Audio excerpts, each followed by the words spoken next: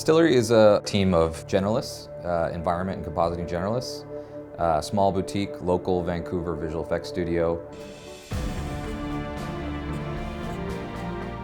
For the layman, it really means a lot of establishing sets, virtual sets, places that don't exist yet and that need to be created. Probably the most famous is Lucasfilm projects like The Mandalorian and Book of Boba Fett.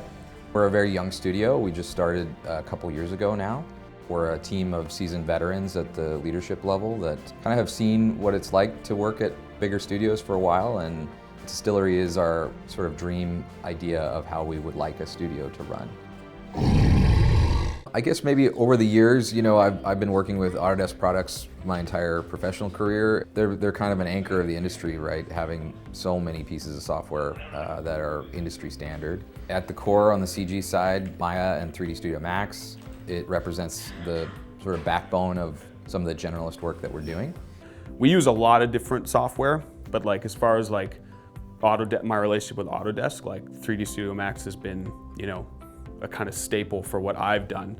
And I've used that on, Star Wars, Jurassic World, Doctor Strange, pretty much every franchise you can think of, it's in there somewhere. When we were starting this company, we've grown in the last 2 years from the 4 of us into about 55 people. And as we add artists, we would one at a time say, okay, new artist is here. We need to buy another copy of some sort of software. And it became this spreadsheet of, when did I buy this? When did I buy this? When does it expire? And it would become a thing that would become pretty unmanageable. After we had engaged with Annex Pro for a hardware purchase, they let us know that they actually do Autodesk reselling and they would take over that for us. Annex Pro helps us kind of get us the best deal and kind of wrangles that whole kind of software solution for us, which can be pretty daunting to try to do on your own, to go out and talk to all these different vendors and get different things set up. So for us, on our side, that's been pretty helpful. ShotGrid came around, I want to say, within the first 6 months of the company and became very quickly the backbone of the production pipeline. I basically organize everybody in this building. So I schedule and I plan and I make sure that everything that we do gets delivered on time to the client. So for me, ShotGrid is the biggest tool. It absolutely helps me manage and organize. I have no idea how we would do it without it.